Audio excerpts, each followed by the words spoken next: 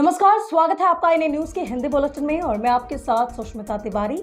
आइए शुरुआत करते हैं खबरों की, लेकिन उससे पहले नजर आज की हेडलाइंस पर। लोकसभा चुनाव के पहले अखिलेश यादव को बड़ा झटका, करीबी नेता ने दिया इस्तीफा। आजम खान के जौहर ट्रस्ट को सरकार का नोटिस, डीएम ने गठित की कमेटी, स्कूल खाली करने का नोटिस चस्पा। नशे की सौदागर, रेव पार्टी और सांप का जहर, अखिलेश यादव पर गंभीर आरोप, हो सकती है गिरफ्तारी। मध्य प्रदेश में जयवीरू और गब्बर कौन, दिलचस्प हुए बीजेपी कांग्रेस की जुबानी जंग। ईडी के समन पर सीएम केजरीवाल का बीजेपी पर निशाना, हजारों लाखों केजरीवाल को कैसे करेंगे गिरफ्तार। और आइए विस्तार से नजर डालते हैं खबरों पर। लोकसभा चुनाव से पहले उत्तर प्रदेश में समाजवादी पार्टी को तगड़ा झटका लगा है। लखीमपुर खीरी में सपा के नेता और 4 बार के सांसद रहे रवि प्रकाश वर्मा ने आज इस्तीफा दे दिया है। आज कल है कि वो सोमवार यानी 6 नवंबर को कांग्रेस में शामिल हो सकते हैं। समाजवादी पार्टी के राष्ट्रीय अध्यक्ष अखिलेश यादव को भेजे पत्र में रवि प्रकाश वर्मा ने लिखा, आपको अवगत कराना है कि जनपद खीरी में पार्टी की आंतरिक परिस्थितियों के कारण मैं कार्य करने में असमर्थ हूँ, इसलिए समाजवादी पार्टी की प्राथमिक सदस्यता से त्याग पत्र देता हूँ। बता दें, रवि प्रकाश वर्मा के माता पिता भी सांसद रह चुके हैं। उनकी बेटी पूर्वी वर्मा भी सपा का दामन छोड़ सकती है। माना यह भी जा रहा है कि सपा ने खीरी सीट से लोकसभा उम्मीदवार के तौर पर रवि प्रकाश वर्मा के अलावा किसी और नेता को प्राथमिकता दी है। रवि प्रकाश भी इसी सीट से दावेदार थे, हालांकि अपनी बात ना बनती देख उन्होंने सपा छोड़ने का फैसला लिया है। समाजवादी पार्टी के नेता और यूपी सरकार के पूर्व काबीना मंत्री आजम खान की मुश्किलें कम होने का नाम नहीं ले रही हैं। अब आजम खान के जौहर ट्रस्ट को सरकारी नोटिस मिला है। उनसे कहा गया है कि वो हफ्ते भर के भीतर भवन खाली कर दे। सपा दफ्तर और रामपुर पब्लिक स्कूल खाली करने के नोटिस चस्पा कर दिए गए हैं। इस मामले में सरकार का पत्र मिलते ही जिलाधिकारी ने 5 सदस्यों की कमेटी भी गठित की है। आजम खान के जौहर ट्रस्ट को जिला विद्यालय निरीक्षक की ओर से नोटिस मिला है। इससे पूर्व मंगलवार को उत्तर प्रदेश के कैबिनेट में मोहम्मद अली जौहर ट्रस्ट को लीज पर दे दिया गया है। 41,000 वर्ग फुट से अधिक की जमीन का स्वामित्व वापस लेने के प्रस्ताव को मंजूरी दी थी और इसे राज्य सरकार के माध्यमिक शिक्षा विभाग को हस्तांतरित करने का आदेश दिया गया था। चर्चित यूट्यूबर और बिग बॉस ओटीटी के पहले विनर अखिलेश यादव की रेव पार्टी मामले में गिरफ्तारी हो सकती है। नोएडा पुलिस ने रेव पार्टी में सांप के जहर के इस्तेमाल को लेकर एफआईआर दर्ज की है। आपको बता दें, रेव पार्टी में सांप का जहर सप्लाई किया जाने को लेकर पकड़े गए आरोपियों ने अखिलेश यादव का नाम लिया है। दरअसल नोएडा पुलिस ने सेक्टर 39 इलाके में छापेमारी कर 5 लोगों को गिरफ्तार किया था और उनके पास से 5 कोबरा सहित कुल 9 सांप बरामद किए थे। पुलिस ने पार्टी वाली जगह से स्नेक वेनम 5 कोबरा, 1 अजगर और 2 मुहा सांप, 1 घोड़ा पछवाड़ सांप बरामद किया था। इसके साथ ही सांप का जहर भी वहां मिला था। गिरफ्तार लोगों से जब पुलिस ने पूछताछ की और दबिश दी तो उसमें उन्होंने big boss OTT winner Akhilesh Yadav का नाम लिया। आरोपियों ने पूछताछ में बताया कि अखिलेश यादव की पार्टी में सांप की सप्लाई किया करते थे। इसके बाद अब पुलिस ने अखिलेश के खिलाफ भी एफआईआर दर्ज की है। हाँ जी गाइज, मैं हूँ आपका अपना अखिलेश यादव और मैं सुबह उठा, मैंने देखा कि कैसे कैसे न्यूज़ फैल रही है मेरे खिलाफ। ऑल ओवर मीडिया में ये चीज़ हो रखी है, अखिलेश यादव अरेस्ट हो गए, अखिलेश यादव नशीले पदार्थ के साथ ऐसे ऐसे पकड़े गए। ये सारी चीज़ें जो मेरे खिलाफ फैल रही हैं, जितने भी आरोप मेरे ऊपर लगे हैं भाई, सारे बेबुनियाद हैं, सारे फेक हैं। 1% भी इनमें सच्चाई नहीं है।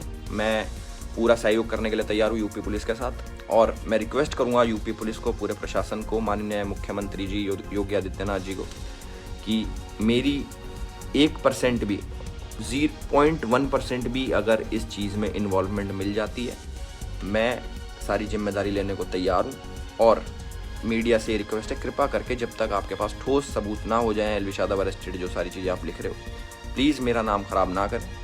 और ये जितने भी इल्ज़ाम लगे इनसे मेरा कोई लेना देना नहीं है, दूर दूर तक 100 मील तक मेरा कोई लेना देना नहीं। अगर ये प्रूव होते हैं तो मैं उसकी जिम्मेदारी लेने के लिए तैयार हूँ। मध्य प्रदेश के चुनाव में क्रिकेट सितारों से लेकर फिल्मी किरदारों तक जुबानी जंग दिलचस्प हो गई है। आम जनता जब सरकार से काम मांगती है तो ये नेता काम ना देकर आपस में ही लड़ना शुरू कर देते हैं और आम जनता भी इनकी लड़ाई देखने में व्यस्त हो जाती है। तो अभी चुनाव में यही चल रहा है। सत्ताधारी भारतीय जनता पार्टी से लेकर विपक्षी कांग्रेस तक सभी दलों के नेता एक दूसरे को जय वीरू गब्बर सांबा बताने में लगे हैं। ज्योतिरादित्य सिंधिया ने महर में एक जनसभा को संबोधित करते हुए कमलनाथ और दिग्विजय सिंह की जोड़ी पर नाम लिए बिना हमला बोलते हुए जयवीरू को चोर बताया। वहीं जय वीरू को लेकर जारी सियासी नूरा कुश्ती में नरेंद्र सिंह तोमर की भी एंट्री हो गई है। दिमनी सीट से बीजेपी के उम्मीदवार केंद्रीय मंत्री नरेंद्र सिंह तोमर ने कहा कि वो कमलनाथ और दिग्विजय सिंह जय वीरू आज बने हैं, हम शिवराज तोमर तो पहले से ही थे। मध्य प्रदेश कांग्रेस के अध्यक्ष कमलनाथ ने फिल्मी किरदार जय वीरू के नाम पर बहस को लेकर बीजेपी पर हमला बोला है। उन्होंने कहा है कि जनता अपने मुद्दों पर चर्चा चाहती है, लेकिन बीजेपी नेताओं को फिल्मी बातें सूझ रही हैं। शिवराज सिंह की अदाकारी तो पहले से मशहूर है, अब तोमर भी फिल्मी पात्रों पर शोध कर रहे हैं। बीजेपी एक आपात बैठक बुलाकर ये तय कर ले कि उनके यहाँ कौन गब्बर है और कौन सांबा है। दिल्ली के सीएम अरविंद केजरीवाल को ईडी ने आज यानी गुरुवार को शराब नीति घोटाले के मामले में पूछताछ के लिए बुलाया था, लेकिन सीएम केजरीवाल आज पेश नहीं हुए। उन्होंने ईडी को जवाब लिखकर जांच एजेंसी के नोटिस को राजनीतिक से प्रेरित और गैर कानूनी बताया है। इसके बाद केजरीवाल ने मध्य प्रदेश के सिंगरौली में रोड शो के दौरान बीजेपी पर निशाना साधा। उन्होंने अपने संबोधन के दौरान कहा कि वो दिल्ली में रोज खड़े होकर धमकी दे रहे हैं कि केजरीवाल को गिरफ्तार कर लेंगे। केजरीवाल के शरीर को तो गिरफ्तार कर लेंगे, लेकिन केजरीवाल की सोच को कैसे गिरफ्तार करेंगे। केंद्र सरकार पर हमला बोलते हुए दिल्ली के सीएम ने कहा है कि इन हजारों लाखों केजरीवाल को कैसे गिरफ्तार करोगे। तुम्हारी 10 साल से देश में सरकार है, आज देश का बच्चा बच्चा पूछ रहा है कि देश में कितने स्कूल बनाए गए, किस किस का मुंह बंद करोगे। उत्तर प्रदेश में एयर पोल्यूशन पर मुख्यमंत्री योगी आदित्यनाथ ने पंजाब और हरियाणा पर आरोप लगाया है। सीएम ने कहा है कि परसों सुप्रीम कोर्ट ने प्रदूषण पर पंजाब, हरियाणा और यूपी, दिल्ली समेत कहीं 5 से 6 राज्यों को नोटिस जारी किया है। दिल्ली जाते समय गाजियाबाद में उतरे सीएम ने बताया कि विमान से बाहर निकलते ही उनकी आंखों में धुएं के कारण जलन होने लगी, ऐसा धुआं जो कि घुटन पैदा कर रहा है। सीएम ने कहा है कि फिर नासा की सैटेलाइट पर उन्होंने इमेज जाके चेक की तो पता चला कि पूरा पंजाब और उत्तरी भाग हरियाणा लाल दिख रहा था। जब इन राज्यों से हवा चली तो दिल्ली अंधेरे में ढकी हुई दिखाई दे रही है। उत्तराखंड के देहरादून में स्थित काबुल हाउस की 400 करोड़ की संपत्ति को आज खाली कराने की कार्यवाही प्रशासन की तरफ से की गई है, जिसमें लगभग 300 लोगों को उनके घरों से बाहर का रास्ता दिखा दिया गया है। बताया जा रहा है कि काबुल के तत्कालीन राजा मोहम्मद याकूब खान ने देहरादून के 15 BEC रोड पर अपना महल बनाया था। याकूब खान काबुल से आकर देहरादून बसे थे। तत्कालीन ब्रिटिश सरकार ने उनको यहाँ बनाने के लिए कुछ जमीन दी थी, जहाँ उन्होंने अपना महल बनाया था। सरकार का कहना है कि आजादी के बाद याकूब खान वो यहाँ से दूसरे देश चले गए थे, लेकिन उनके वंशजों का कहना है कि वो कहीं नहीं गए, आज भी उनके वंशज यहीं मौजूद हैं। राजस्थान विधानसभा चुनाव 2023 के लिए भारतीय जनता पार्टी ने आज अपने प्रत्याशियों की चौथी लिस्ट जारी की है। बीजेपी ने भरतपुर जिले के नदबई विधानसभा सीट पर 3 बार से लगातार विधायक रह रही और 2018 के विधानसभा चुनाव को लगभग 4000 वोट से हराने वाली राज परिवार की सदस्य कृष्णोद्र कौर दीपा का टिकट काट दिया है। इनकी जगह पर पार्टी ने अब नदबई विधानसभा सीट से पूर्व विदेश मंत्री कुंवर नटवर सिंह के बेटे जगत सिंह को मैदान में उतारा है। कुंवर जगत सिंह भारतीय जनता पार्टी से भरतपुर के जिला प्रमुख हैं।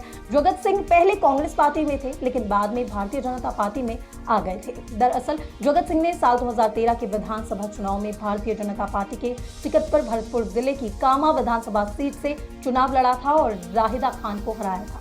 जगत सिंह ने साल 2018 में भारतीय जनता पार्टी को छोड़कर बहुजन समाज पार्टी ज्वाइन की थी। इसके बाद जगत सिंह ने अलवर जिले की रामगढ़ विधानसभा सीट पर बीएसपी के टिकट पर चुनाव लड़ा था और वहां वो तीसरे नंबर पर आए थे।